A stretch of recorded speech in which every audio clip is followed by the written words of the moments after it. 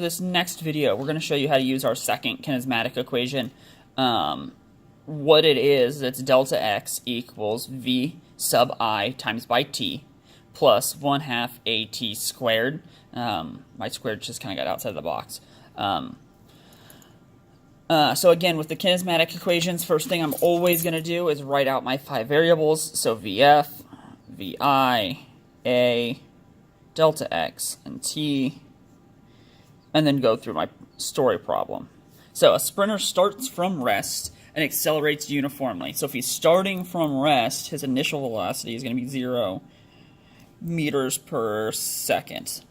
He travels 100 meters, so his displacement is 100 meters in 9.69 seconds. So there's his time.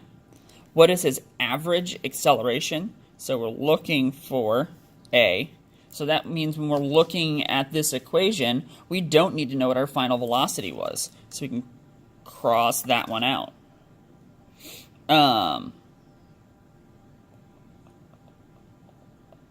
So first thing I'm going to do is write out my equation.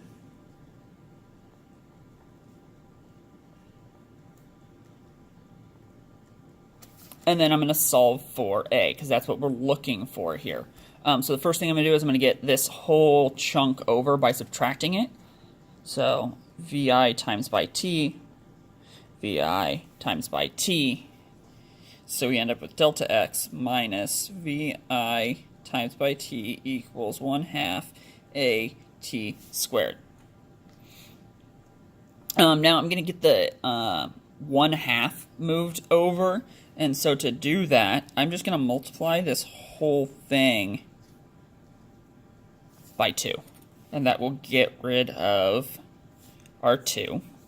Or, sorry, our 1/2.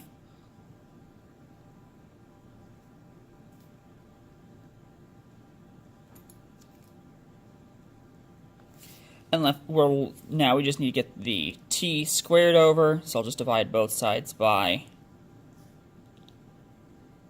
Oops. Should be t squared. So a equals 2 multiplied by delta x minus vi t all over t squared. So now I just need to plug in our numbers. Delta x is 100. Our initial is 0 times by 9.69. all over 9.69 squared. Okay, so when I go to punch this into my calculator, we end up getting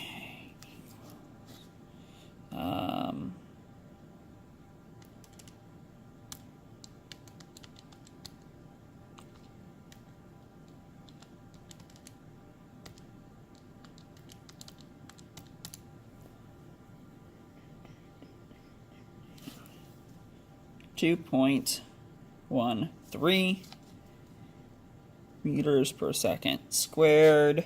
And we're told that he traveled south, so our acceleration is to the south. And with this one, we have 3 significant figures here. When we look back up at our problem, we have 4 sig figs and 3 significant figures. We only have to have 3. With our 0 here, technically, you don't pay attention to it. It technically has an infinite number of sig figs because you're at rest, so you can measure that out however far you want, and it's still going to be 0.